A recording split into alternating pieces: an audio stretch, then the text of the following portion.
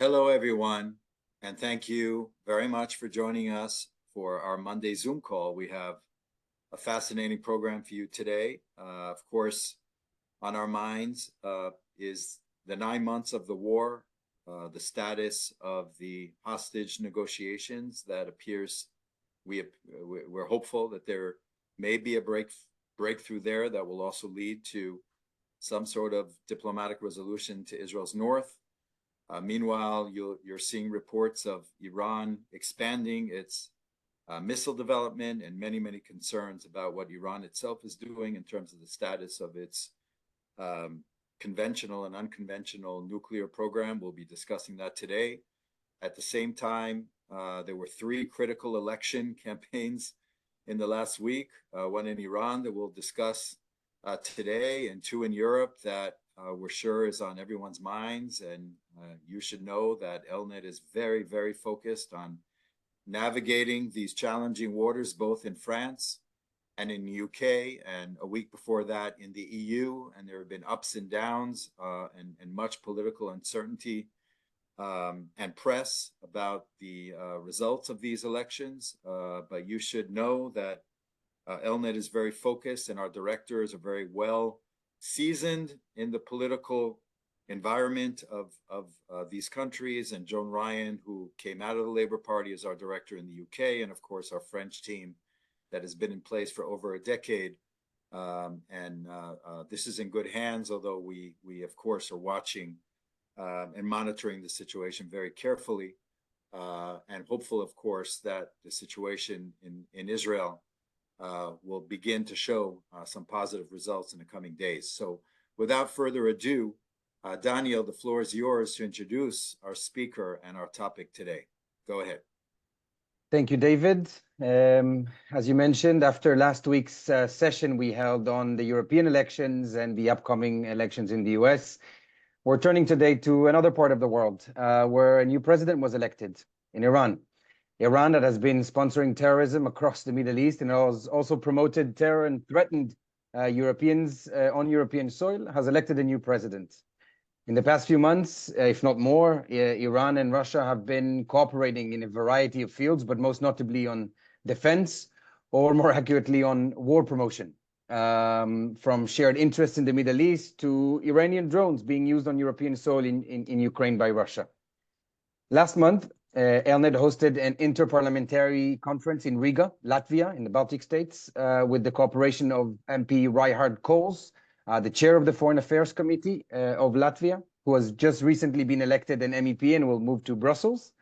The conference, titled Exploring the Emerging Axis, Iran-Russia Cooperation, in which speakers discussed these cooperation and these challenges and raised suggestions and opportunities and policy recommendations for Israel and Europe to work together facing these challenges.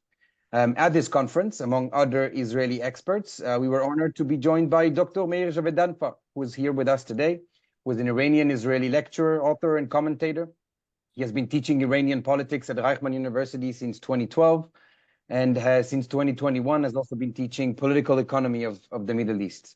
He is the co-author of Ahmadinejad's biography, The Nuclear Sphinx of Tehran, the one and only, published in 4 languages. His articles on Iran, on related topics, have been published in esteemed publications such as Foreign Affairs, Al Monitor, The Diplomat, The Guardian, and many more. So before we dive into the specifics of the threats that we're all facing, let's start maybe of a zoom out of an update of what it means that there is now a new president in Iran. I'll try to pronounce his name. You correct me if I'm wrong, but it's Pezeshkian. Has been elected. What does it mean? Some media outlets in the West call him a moderate versus what should be a hardliner. Does the turnout make a difference? Obviously, we know Iran is somewhat of not a democracy, if I may say so. So please, floor is yours. Thank you very much, Daniel. Thank you to everybody, and thank you to ELNET for inviting me. It's great to be with friends. I'll start from some of the most important takeaways from the recent elections in Iran. The biggest bloc in the biggest voting bloc in the recent elections was belonged to the people who did not turn up to vote as a sign of protest. In Iran, in one of the ways to say to the Islamic Republic regime that we don't recognize, for better use of the term, your right to exist, one of the ways it's by not turning up to vote. And the regime says in the first round, 60% did not vote. I think the number is probably much higher than that. In the second round, it says 50% of people voted.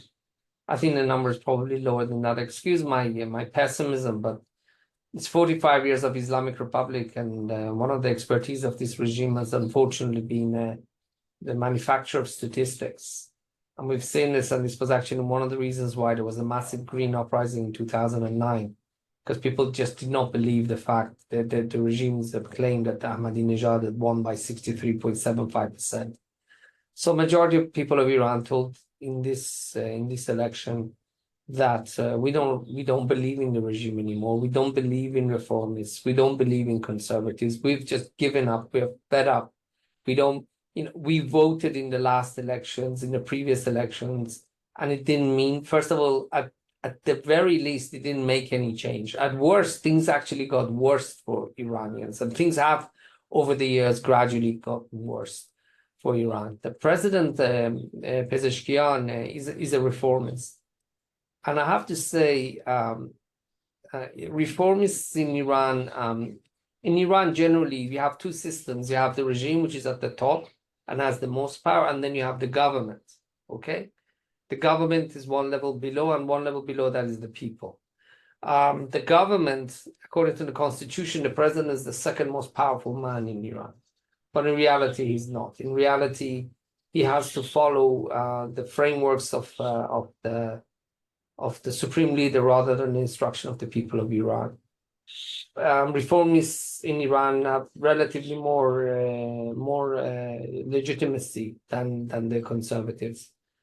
I think the very fact that he was allowed to run, he wasn't cancelled, and they didn't manufacture numbers against him at the polls, shows that prior to his election, he had a meeting with Khamenei, and Khamenei or representatives had a meeting, and they both reached the conclusion that the Islamic Republic of Iran is in a serious crisis.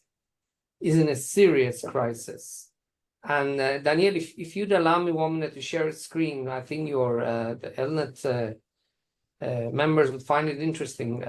The major crisis that the president is going to face, the challenges of his government.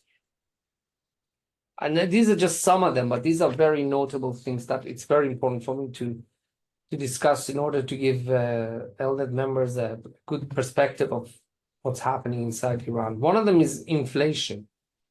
Inflation during Mr. Raisi, who was elected in 2021 to 2024 was 47% per year, okay? And these are the cumulative levels of inflation since the Iranian regime came to power. For 8 years, the cumulative inflation for Ahmadinejad was 228. So divided by 8 is about 30% a year, and so on and so forth. During Rafsanjani, it was 50%. This is backbreaking for the people of Iran. This is backbreaking. It creates a lot of social tensions. There's a lot of divorces in Iran for economic reasons. There's a lot of mental health problems because of inflation, because just the cost of everything rises, but the wages don't in the same way.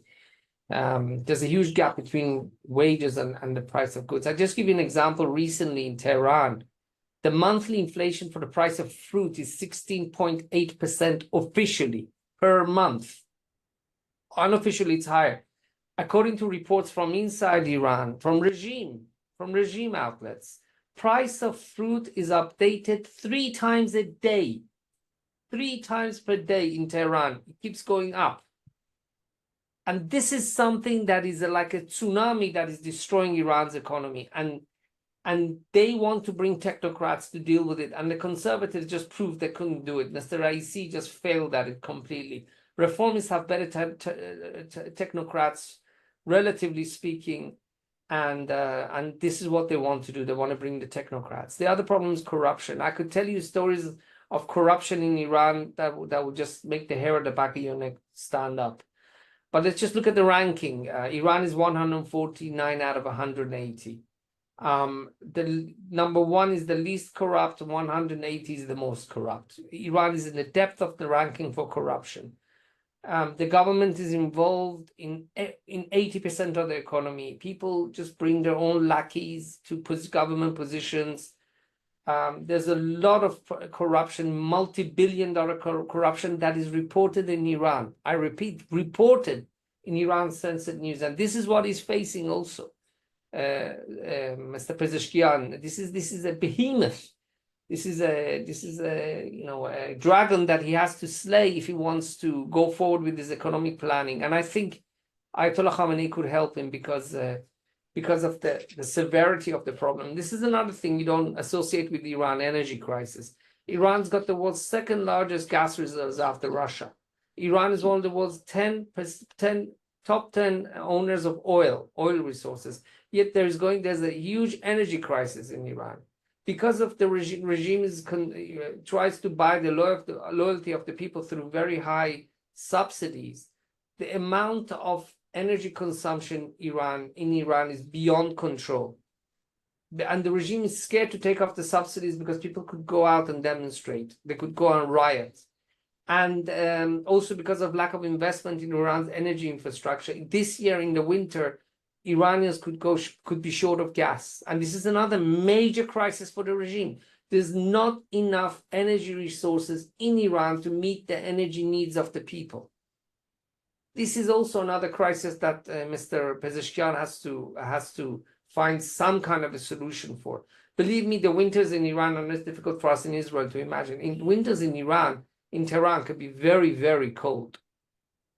And this is another crisis for Mr. Pezeshkian. Another is the collapsing birth rate in Iran. It's collapsing.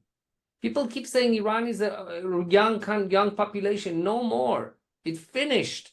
It's now becoming more of a middle-aged population. We left Iran with my family to England as refugees around 1987. So it was something like 4.5 children per woman. Now look at the number. It's 1.69. Israel is 3. This is another issue. There's a collapsing birth rate in Iran. There are a number of reasons for it. One of them is that people just don't have any hope. People have lost hope. Why should I bring my children into this world? Why should I bring a child into this world, in this miserable country when the environment is getting worse every day? There's inflation and all the other problems that I tell you. People are just refusing to have children, which is another major concern for the regime. Actually, the largest birth rate is among Afghans in Iran, and there's between 4.5 million to 5 million Afghans living in Iran. They have a far bigger birth rates, and that's creating actually some challenges. This is a major crisis, ladies and gentlemen. This lady you see, Mahsa Amini, she was killed because she was not wearing a hijab properly.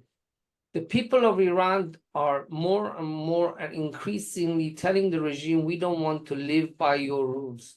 Don't tell us how to live our lives. Don't tell us how to dress. Don't tell us how to be, if we should be religious. This is a major point of friction that could lead to another breakdown of order in Iran. Because for Ayatollah Khamenei, the issue of hijab is like what the Berlin Wall was to the Soviet Union. If it goes, it's the end. Meanwhile, the pushback from the people of Iran is incredibly strong, and the regime has heard it. And we're going to have to wait and see what's going to happen, if there's going to be some kind of a compromise over this.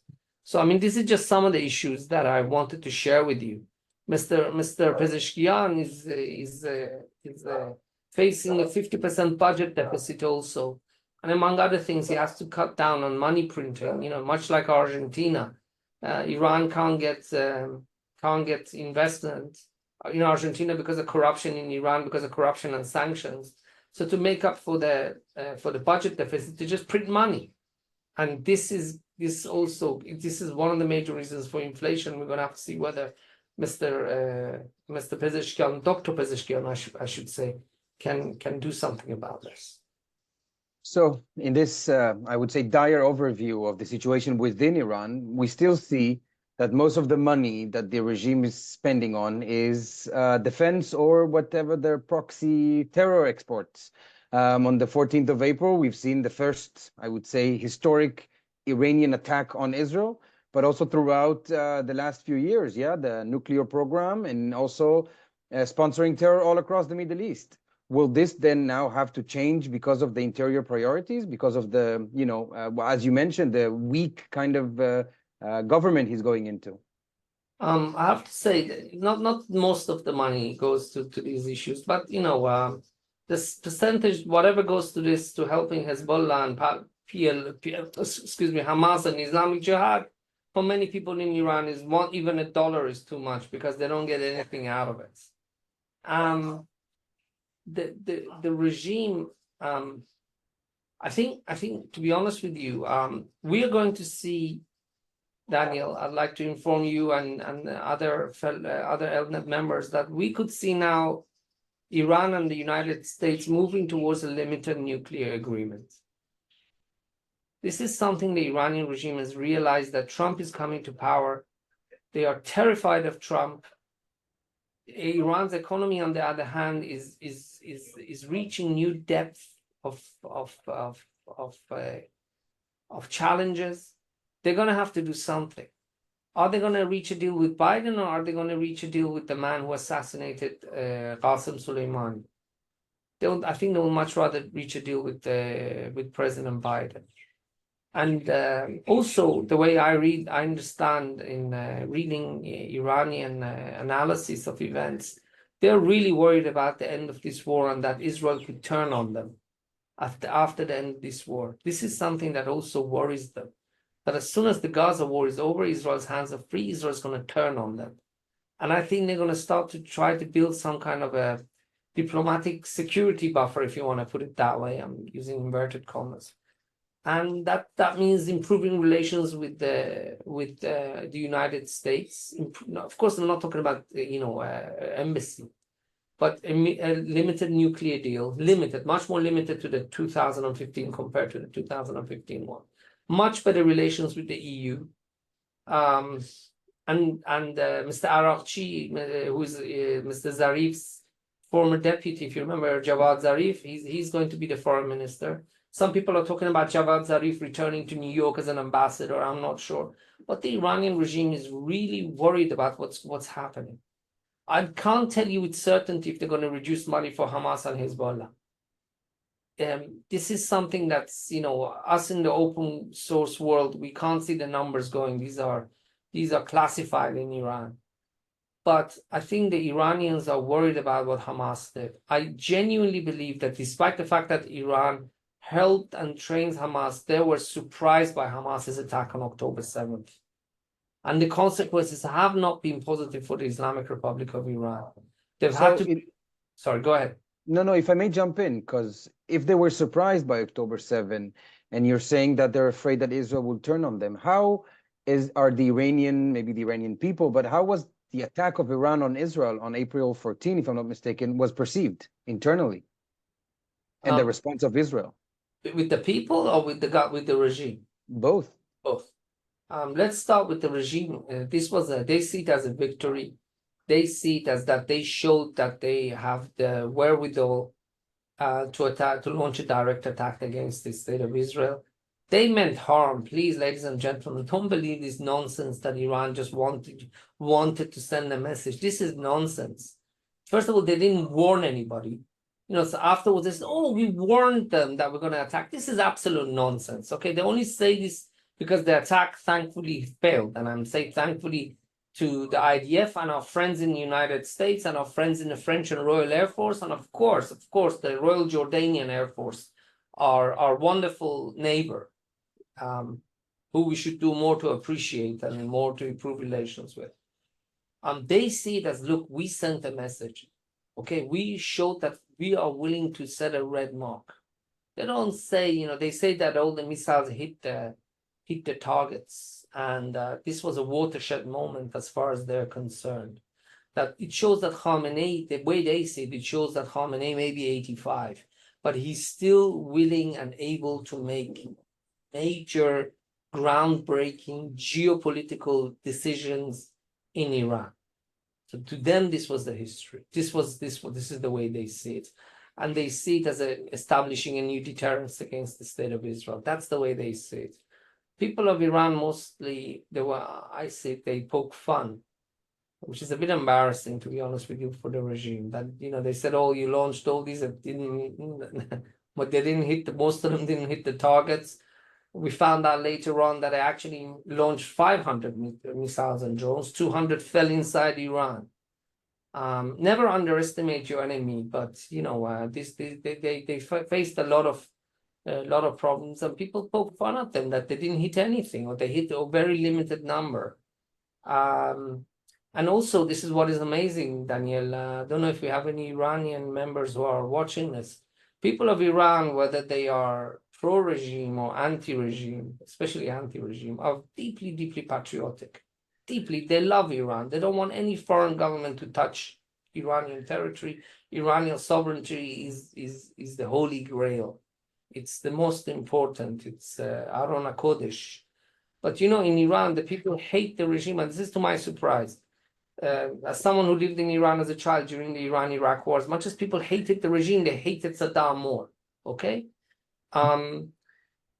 But there was such an outburst of support for Israel in social media that the Revolutionary Guard intelligence had to publicly warn Iranians after Israel's strike, if anyone shows support for Israel, we're going to come and arrest you. I mean, there was that much support for Israel for the IRGC intelligence to have to warn people. And this tells us a lot about where the regime is, which goes to show why the regime needed to make a compromise of allowing a reformist president. So speaking about the IRGC, they obviously have been making headlines both within Iran as the biggest, like the growing body in security forces. You can elaborate on that better than I can, but also as a threat to the Middle East, but also in Europe. There's been lots of talks about how this is both somewhat of a government entity, but also a terrorist organization. We also spoke about this in Europe, and we also advocate for that in ELNET, that the IRGC are a terrorist organization. They sit on our borders in Israel, but also they have been actively threatening Europeans in many countries. What's their status? Are they undermined now by this crisis, or how can we move forward with, let's say, undermining their strength?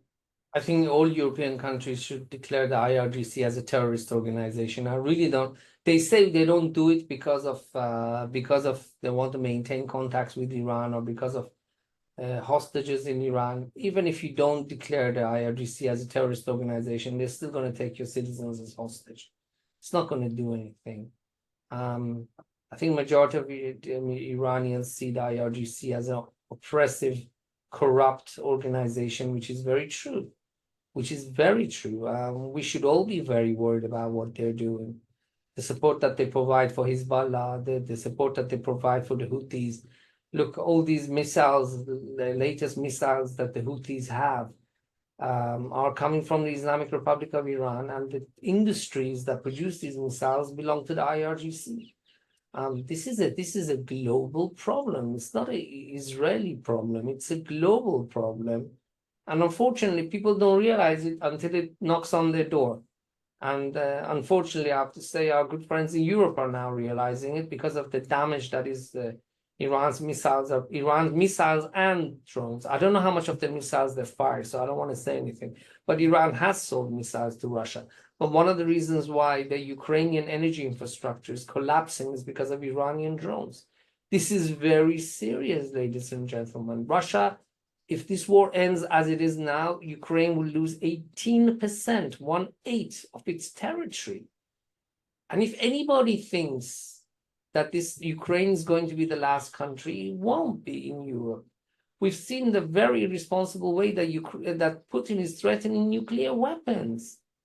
We didn't see this during the Cold War, when communism and the capitalist world were at loggerheads, and they were killing through proxy war tens of thousands of the other side. We didn't see it. We are in a major inflection point, and the international community really needs to make important decisions, to take so speaking of which, you mentioned it's a global problem, and it's something that we also at ELNET trying to make Europeans understand that we're facing the similar challenges, and we should work together in that. And it's was the heart of our discussion in Riga when we were there, is the similar threats that both Europe and Israel are facing. And I was thinking maybe you could share some of the things of your impressions that we discussed there, and how surprised somewhat we were also about how they were surprised about how Iran is involved in so many parts of the Russian strategy and in the Middle East in general. First of all, let me tell you that what it meant to me to go personally to Riga. When I went to England at the age of 14 from Iran, it took 2 years for my father to join us for different reasons. And I lived in England, and I was lost. You know, I was living with my mother and my brother, but you know, immigration can make your family collapse. You know, I was like I felt like I'm a shadow, that no one sees me, and I had a very hard time. And this family in England kind of adopted me, and they were my North Star.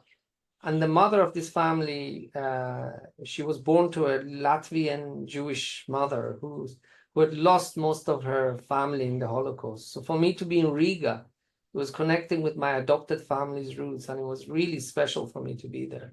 It was also very special for me to be there because I'm in academia, and the amount of hate that we face Israelis these days in academia is just overwhelming. And suddenly to be in Latvia, where everybody was so pro-Israel and so nice to us, it really was necessary, and I really appreciate it.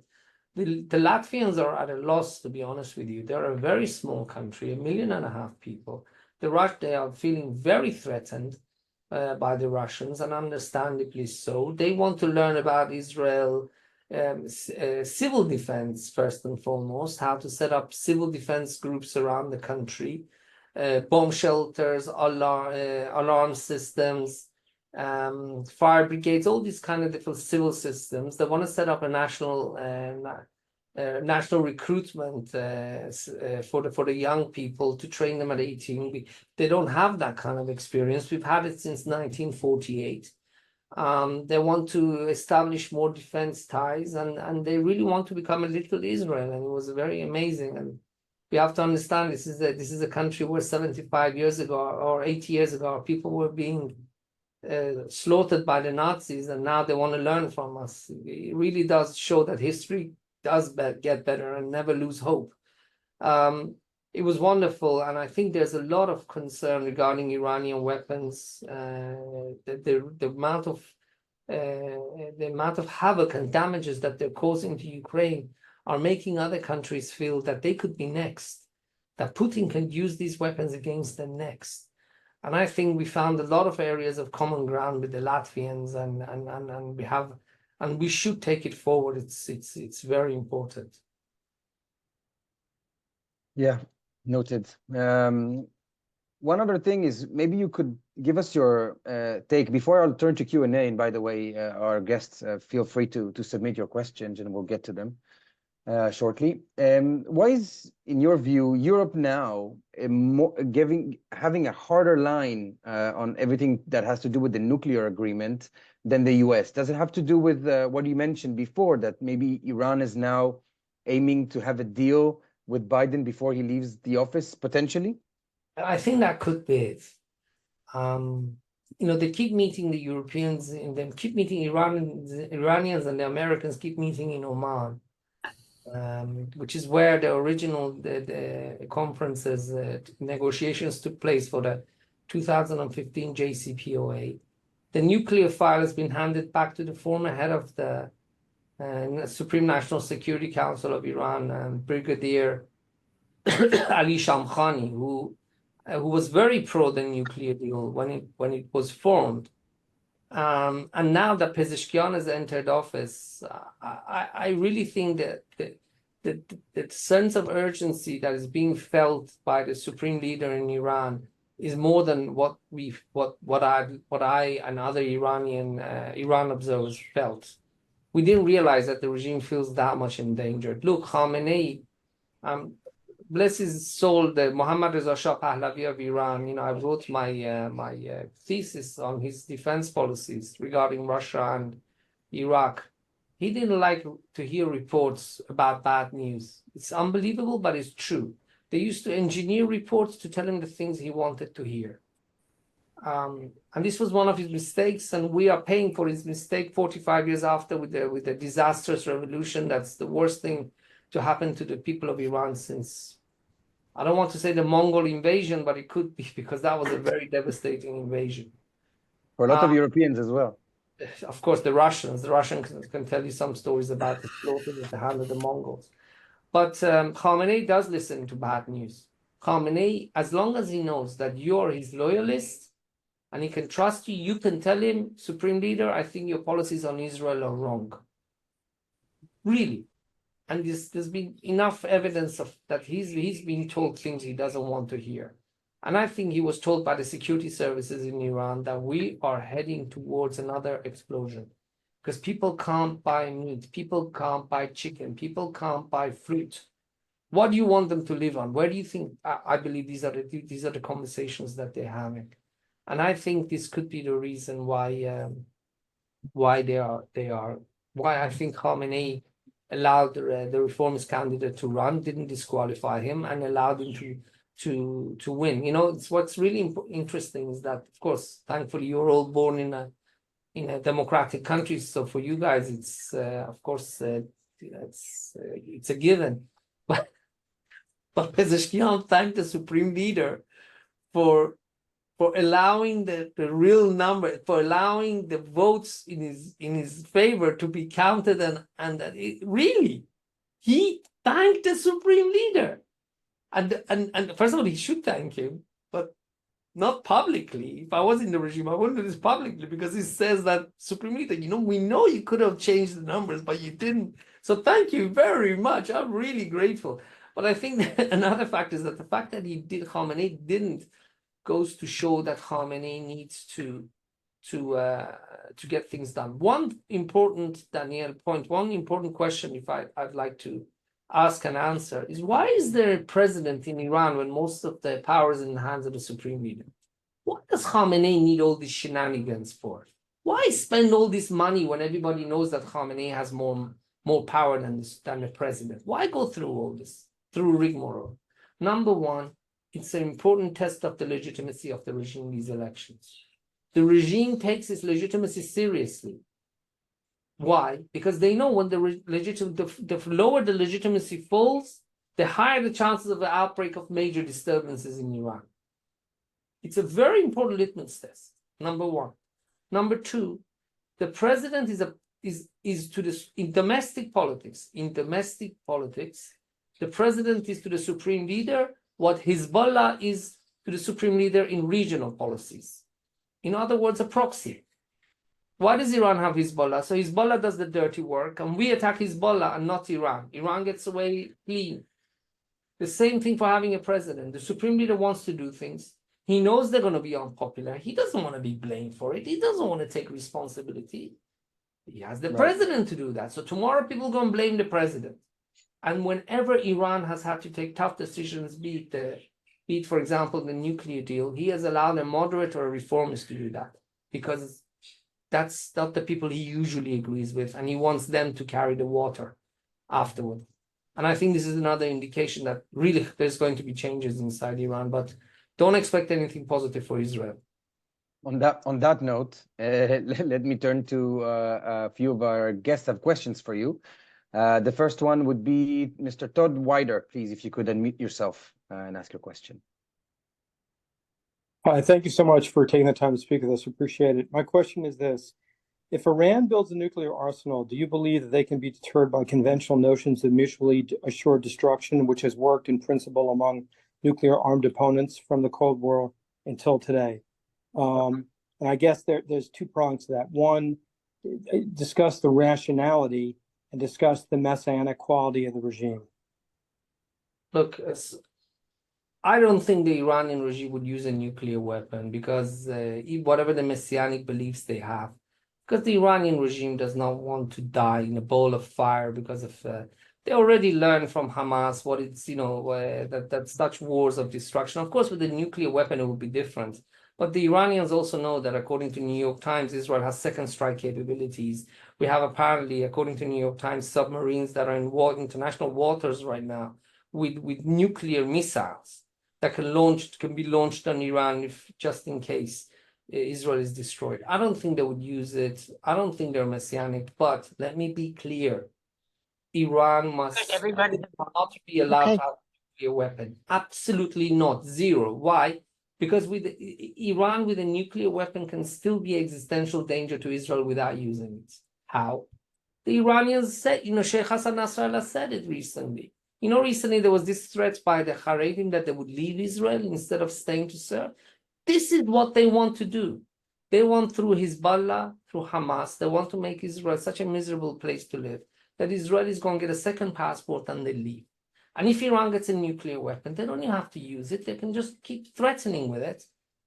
And Israelis could ask themselves, do I want to bring up my children in a country that's being threatened by an Islamic regime with a nuclear bomb in the basement?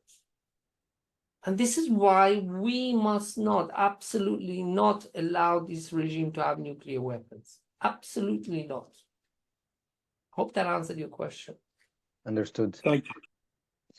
For our next question, I'd like to turn to, and I apologize if I pronounce it not correctly, Berzad Kianmad, please. Kianmad, you got to say it with perfect pride. I'm sorry. I'm doing my best. 10,000 centrifuges at least. Come on. Please. Well, you did a good job. First of all, it's very nice to meet you, Meir. Thank you, sir. And thank you, Daniel, Mr. Siegel, for arranging these meetings. These are wonderful, wonderful webinars. My question is more broad in the sense that we know that the people are ready to revolt. We know that the majority, a substantial majority of the people are anti-regime. Yes. What needs to be done in order for this to happen? Is there resistance from the Western world because there are people that are making a ton of money out of this situation?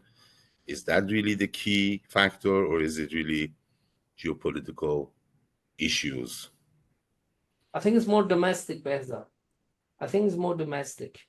In Iran, when we've had revolutions, there's always been usually a leader. And right now, Prince Reza Pahlavi does not have enough support in Iran. It's difficult. You can't do surveys regarding these things. So what I can tell you is based on my observation, okay? People believe that Reza Pahlavi is too nice. He's Mr., what do you call it in America? Congeniality. What they want is somebody who is, and I'm telling you this, I'm not happy to say this, and I'm not proud of saying this. People want somebody who is like violently anti-cleric, like a strong man who's going to come, like Reza Shah, like his grandfather. Mm-hmm. Behzad, it's scary to see the amount of hatred against clerics in Iran. If there's a revolution once, if there are going to be close revolutions, there could be a pogrom against clerics in Iran. It's that scary. And people, again, I could be wrong. I didn't do a survey on this. This is just my anecdotal observation and talking to Iranians. People just say, okay, we want democracy, but democracy, completely secular democracy. You can't have a completely secular democracy. The only way you can do that is through force, at least in the beginning. And there's no other leader. There's no other leader to die for. There's no Moses. There's no Nelson Mandela. Number one. Number two, the regime has enough power to kill Iranians, and more importantly, has the will. This regime is not the Shah. The Shah had many faults, okay, but he didn't want to slaughter his people. In the revolution, somewhere between 600 and 800 Iranians were killed, and then he decided, I'm not doing this. I don't want to have my crown, my royal crown on a sea of blood. So he left. And the whole thing collapsed. And the regime collapsed not because of Carter. I can tell you, I know we Iranian Jews, especially, we are all monarchists. We say it was because of Carter. It wasn't because of Carter. The Shah was not willing to take an iron fist to this situation because he didn't want to be known for a leader who slaughters his own people. You can't be a father if you're willing to kill your own children on grand scale and kill your family. He didn't want to do it. It wasn't in his personality. This regime can. This regime is willing to kill. Judge a man by his friends. Who are the friends of Mr. Khamenei, Mr. Bashar al-Assad? See what he did to his own people. And let me take you to worst case scenario. Let's say the regime is overwhelmed by the number of Iranians on the streets, and Iranian police and Basij and Revolutionary Guard can't handle them. No problem. They'll bring 60,000, 80,000 Shia from Iraq, from Lebanon. Behzad, do you think they would have a problem slaughtering Iranians? No, but they're already doing that. You know, they're already having Syrians and Afghanis and Pakistanis in the forces. So people and they don't give a damn about Persian lives. We know that already. So the question is really, what else can be done? What else can be done in order to promote a revolution? We know that it could be bloody. But something, in my opinion, some force is resisting this. Some force is keeping this from happening. It's somehow. not, I can tell you, Behzad, I can tell you honestly, as someone who's been researching Iran and Israel since 2005 and looking at all this, nobody's stopping this. Nobody. This is something that has to be done from inside people, from inside of Iran, when the people of Iran decide to do this. But the regime is so strong. The regime, number one, has the weapons. Number two, has the intention and the means to kill Iranians on grand scale. So if send soldiers to kill, this is why people are hoping that the regime one day in the future, different factions of the regime will turn on each other.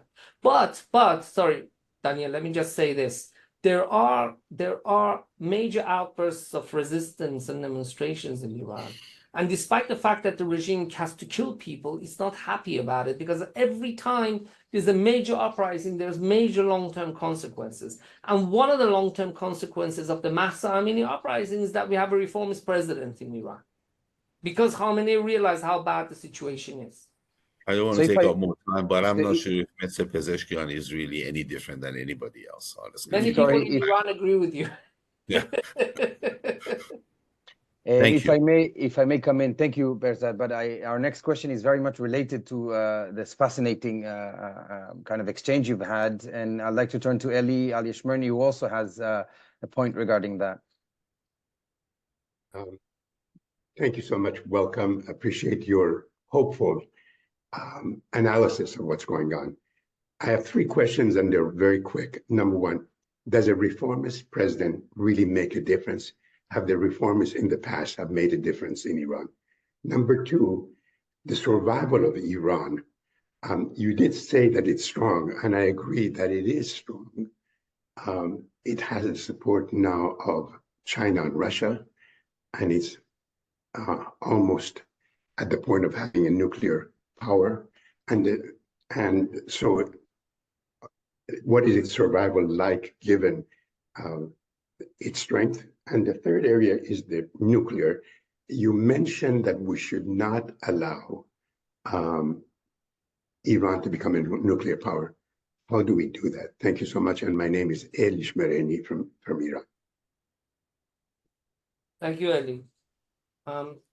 Reformists in Iran don't want to change the regime. They want to reform it. They want to make it, you know, it's, I did half of my PhD on Iran-Soviet relations during the life of Mohammad Reza Shah between 1941 and 1979. And one of the many consequences of doing the PhD was I became obsessively interested in Soviet history. Really, I developed a very keen interest. And one of my understandings is that, for example, during Stalin, the Soviet constitution gave the Soviet people a lot of rights, many, many rights. But of course, they were not respected. It's the same thing with the Iranian constitution. The Iranian constitution says you cannot extract confession from people under torture. You cannot do that.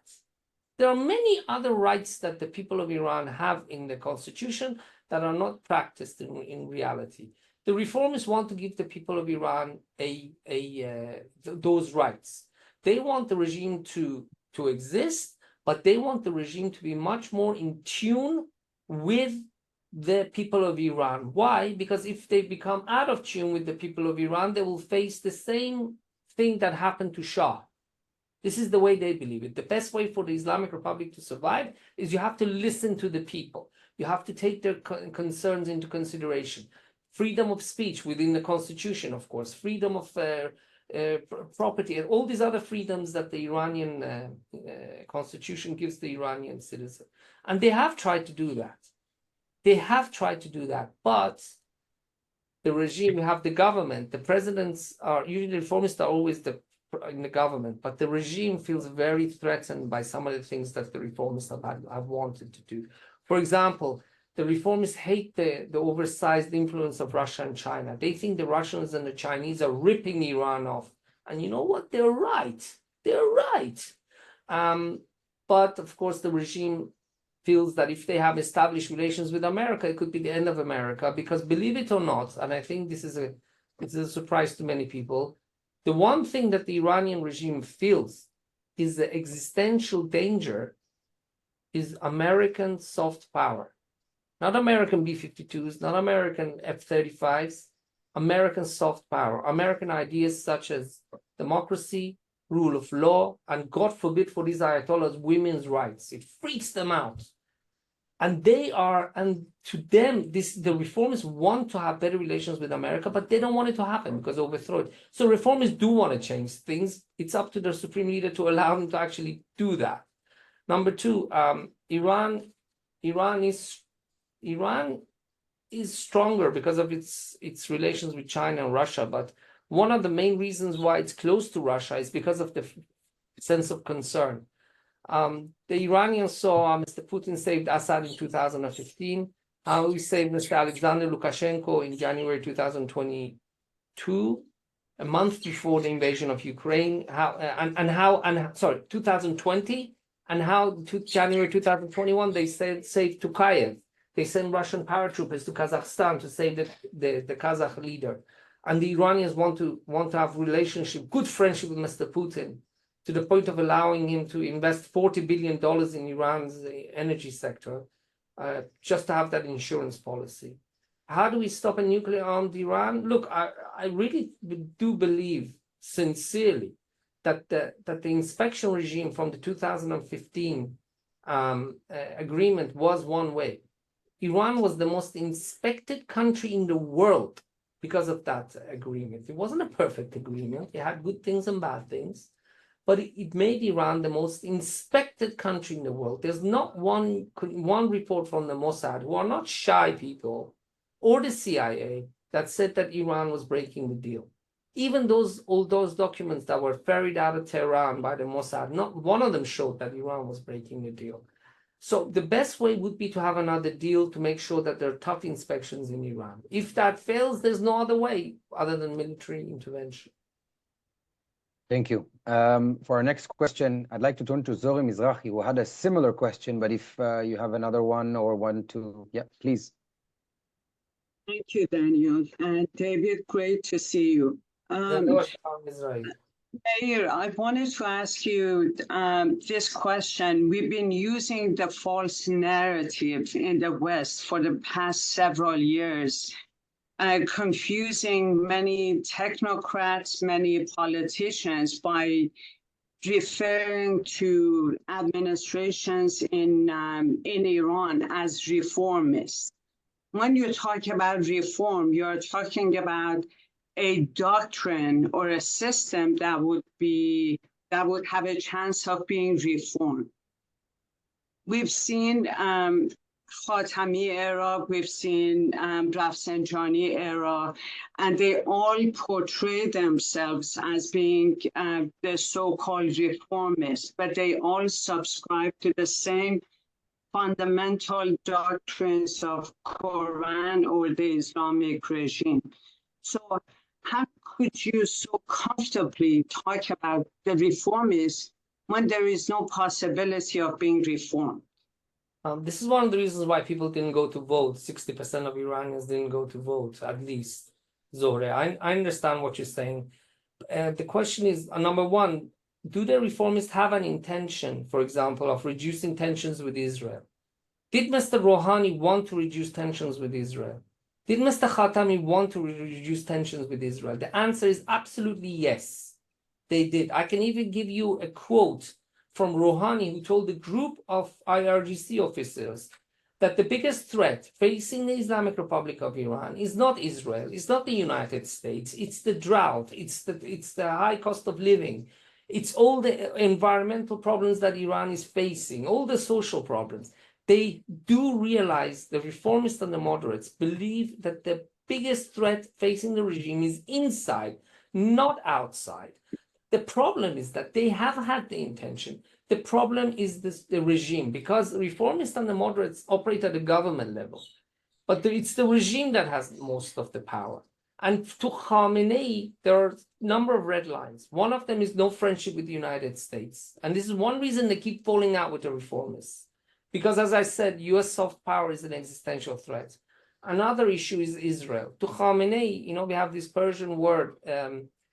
His views, he views Israel, he views Palestine as his namus. It's a question, it's namusi. It's like a question of his mother and his wife's honor. It's a red line. He's never going to change when it comes to Palestine and his hatred towards the state of Israel. But does that mean that Mr. Khatami or Mr. Rouhani didn't want to do this? They didn't want to reduce tensions because of they see the high costs? They did want to change. It's Khamenei who did not allow this to happen. It's the regime who did not allow it to happen. But Zohre, people are angry with Khatami and with Rouhani by saying why they didn't come out to take a stand against the regime when the regime was putting people's children in prison and killing them. That's a very legitimate criticism. That is a very legitimate criticism. But whether they wanted to improve relations with America, whether they wanted to reduce tensions with Israel, they did want to do that for the sake of the regime, because they realized that the cost to the regime was very high, and people are becoming, as a backlash to the regime's policies, far more pro-American. The Iranian public after Israel is the most pro-American public in the Middle East. Part of it is a backlash against the regime, and the other consequence is the support for Israel. They see Israel as an ally against the Iranian regime. And by the way, surprise, surprise to some people, the most popular candidate in Iran, the most popular US presidential candidate in Iran is Donald Trump. People love Trump. He walked out of the nuclear deal. He imposed sanctions on Iran. They still love him. They love him. Even the daughter of former President Rafsanjani, Faizeh Rafsanjani, who's in jail right now, said if she were an Iranian American, she would vote Trump for the sake of Iran, because the hatred against the regime has reached such high levels. On a similar note, I'd like to turn to our next question from Frederick Wiener about the support for Israel. Yes, thank you very much. Very interesting. Mr. I'm not sure I'm pronouncing it right. Javedanfar, you said that. All right, it's an attempt. You said that there is a certain level of support for Israel amongst the Iranian population, and you also said that Iranians generally are quite patriotic.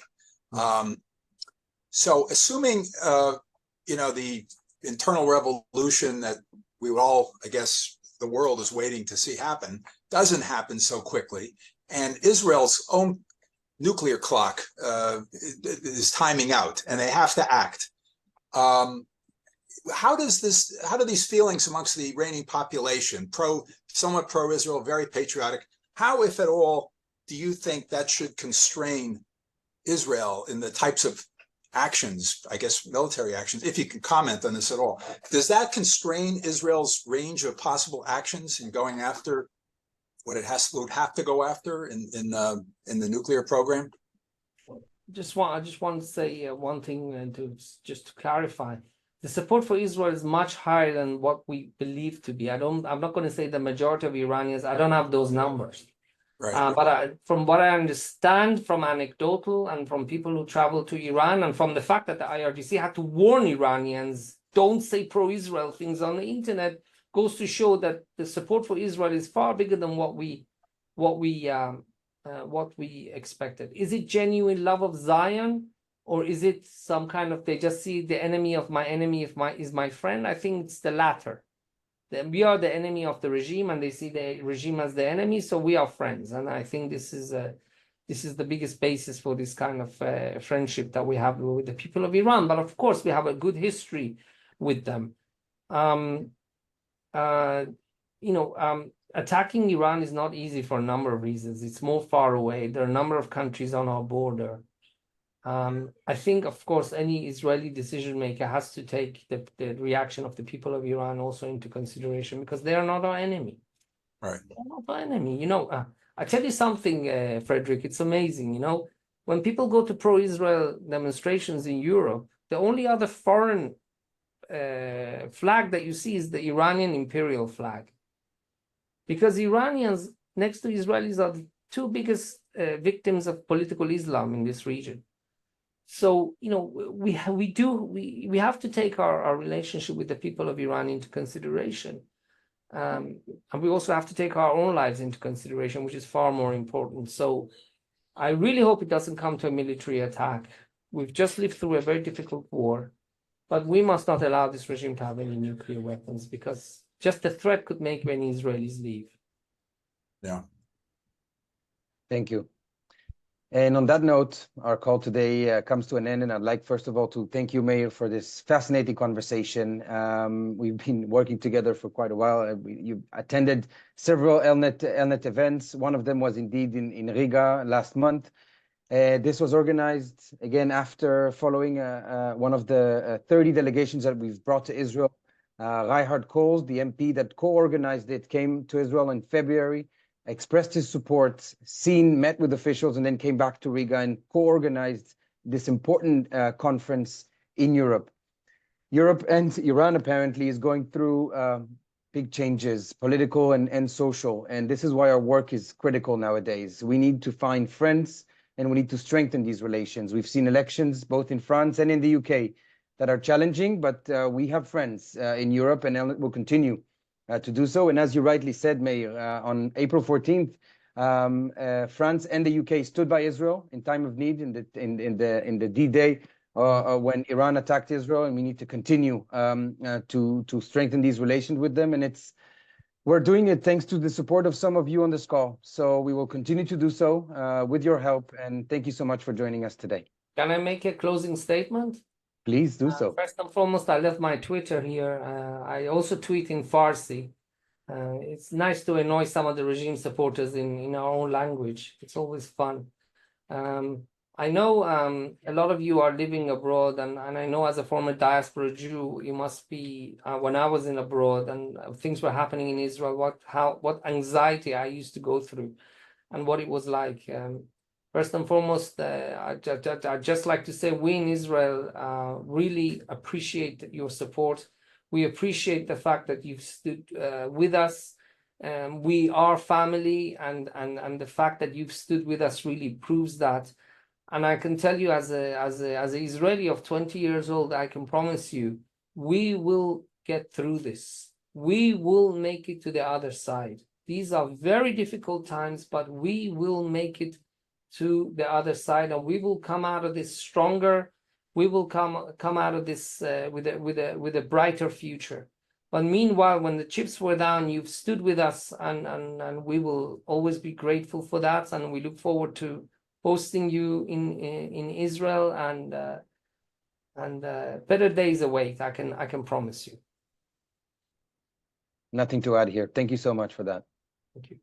Thank you. Thank you, Meir, and thank you, everyone. Meir, we will see you soon on our upcoming programs. You're wonderful. Thank you very much.